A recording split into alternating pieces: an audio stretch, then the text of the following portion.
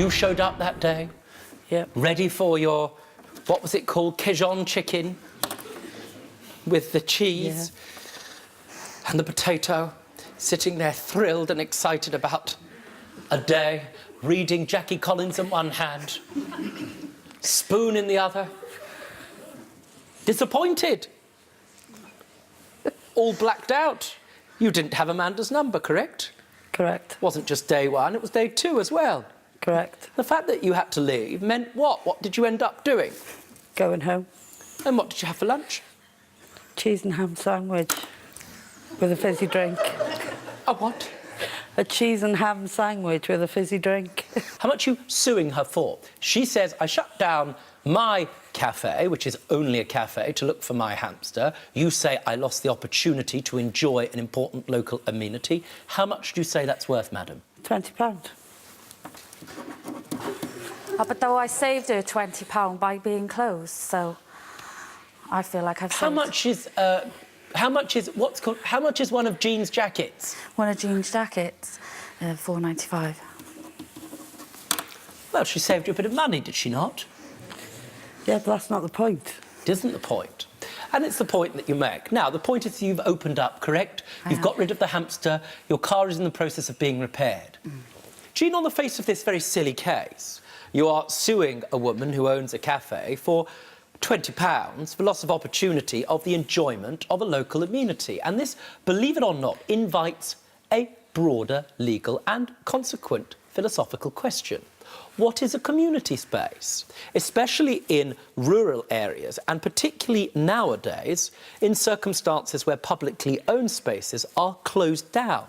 In rural communities nowadays, private businesses like Amanda's are, to some extent, local amenities that people come to rely on. And if this was a local amenity which you were entitled to use, like a community centre, which was shut down and you consequently lost use, enjoyment or suffered some other injury, I have to tell you, think seriously about giving you some award. As it currently stands, it's a cafe. And so, therefore, in the circumstances, you don't have a case, even for your £20. And so I dismiss your case. With this bit of advice, I might not have awarded you the £20, but it seems to me at least you had a happy afternoon with cheese sandwiches and some fizzy drinks. Your case is dismissed, and I wish you the best of luck. The two of you were in a relationship. Do you have children together? Yes, one. And it was Christmas Day. You spent all year preparing for Christmas. How long does it take you to get the meal ready, madam? 3 or 4 hours. And it's right to say, well, what happens at breakfast time? Pain au chocolat and Bucks Fizz.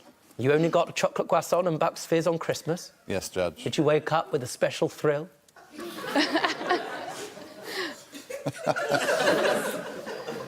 If they were well cooked, Judge, yeah.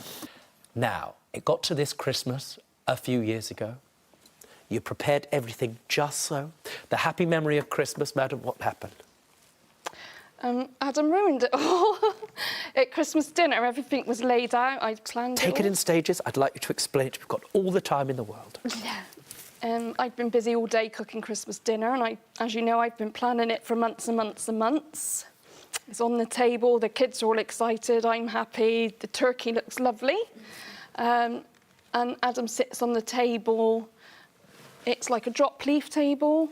Just be clear, what that means is you can pull up the sides. That's right, yeah. And it's a bit precarious, but when you pull up the sides, it means the table's bigger for everybody. That's right, Judge, yes. Carry on. And he's put his elbows on it, and it's not gone great from there. It's kind of collapsed a bit, and there's wine in the Christmas dinner, and glasses smashed. Do you accept that's what happened? Well, yes. Now, what are you suing Adam for? The loss of the Christmas dinner, the wine and the table decorations. How much? 160. Were you married at the time? No, Judge. Emma. Adam. Emma. Adam ruined Christmas. And he did so because he put his elbows on the table, and that, very sadly, destroyed the table. And so, consequently, you couldn't have your meal, and what's more, property was destroyed. The difficulty is, I'm afraid, that Adam didn't do anything negligent. It was an accident. And because it was an accident, I'm afraid to say you have no legal case against him. If he'd done it deliberately or negligently, you'd be able to recover the money.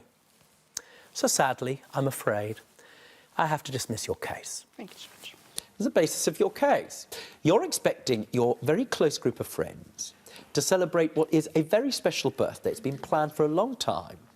And at the centre of the social world over there, called Ebony, did she give you sufficient notice that the thing was off? What No. time? Well, how did she get in touch with you? Was it We by just text, talking? yeah. Was it by text or was it by phone? Text. What did the text say? She just said that I don't think we're going to be able to go out tonight. Ellie, what was the preparation you had put into this 21st birthday? I bought a new outfit. I got my nails done, my makeup done, my hair done, my eyebrows, and I got a spray tan and I got my shoes. You got a spray tan? Yeah. Now, I presume you were more careful about it. Yeah, I actually went to a shop to get mine done. So you've got a very expensive outfit. You've really worked hard to make yourself ready for your 21st, to celebrate this unique occasion, correct? Yeah. And there you were. It's all ready. I don't know what the thing on the right-hand side is. It's just a bodysuit. It's a what? It's a bodysuit. Who were you with the all-you-can-eat Chinese with? And my boyfriend. You with your boyfriend? Yeah. 21st birthday, sitting there, looking at each other. It's the most special night apart from your 18th. It's all downhill from there. And the only thing that you have is some crispy duck and a spring roll. Did you at least have that outfit? I didn't have that outfit on. I got some nice jeans to wear.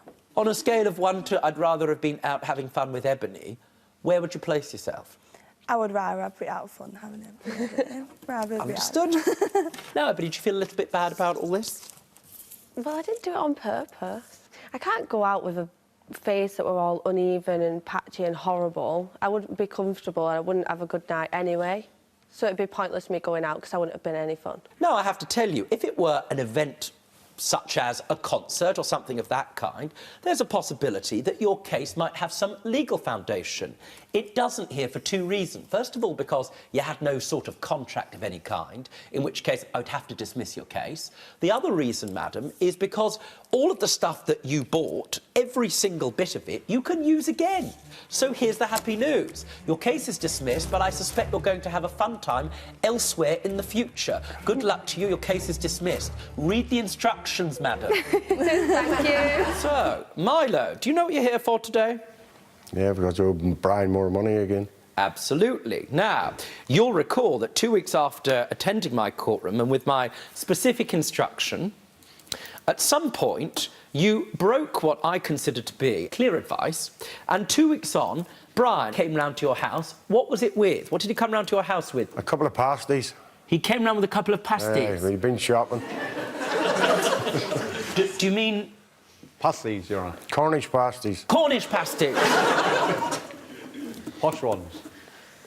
Just pause. They're what, posh pasties? Yeah. Why is it a posh pasty? Does it have a collection of corgis? The brand does some eyes seems The posh. brand? Yeah, yeah. From Asda Ginsters. They're from... They look posh. Just pause for a second. Listen, sir, you understand there are certain things that are posh. You understand? Yeah. The Queen is posh. Sometimes people suggest that I am posh. But your view, just to be clear, so I can put it down in big, is that a gangster pasty is posh. Yeah. To me, it is. What's posh about it? They're not, when 2 years ago, they were £1 and they were 61p, so I bought them a couple. Right, and so on the great scheme, if there were to be a pyramid of posh, where would you put a Fray Bentos? So I don't like them. I put them at the bottom. They wouldn't be posh? No, no. So you can't imagine, there you are, there's your chance, winning your MBA, and you sit down, Sorry. and you're taken to a little side room by the Queen. And she says to you, now, I really think that we're going to have a marvellous afternoon. I've gone posh. I bought you a gangster pasty. That's posh. Understood. Was he expecting you to pay for it? No, we put it on the bill. He put it on the bill. Yeah. Now, they were No. reduced in price, as I understand it, from Yes, what to what, please? I think they were £1 down to 61p, Your Honour. Less posh. It's all very well for you to go and buy things for Milo, but you'll recall what we discussed on the last occasion. It requires Milo's what? I don't know. Begins in con and ends in cent. Contract. No, no. Okay. Let's just pause. Say what you hear. You understand? It's a bit like catchphrase. Let's try again. It begins in con and ends in cent. Consent. Very good. Did you give your consent before accepting these posh pasties? No, he just bought me. Did you eat said posh pasties? Oh, yeah. Don't be stupid. Stay and watch the best Judge Rinder moments. And I'm talking. Understood? Don't be a moron. Subscribe to Judge Rinder YouTube channel. Right now. That's an order.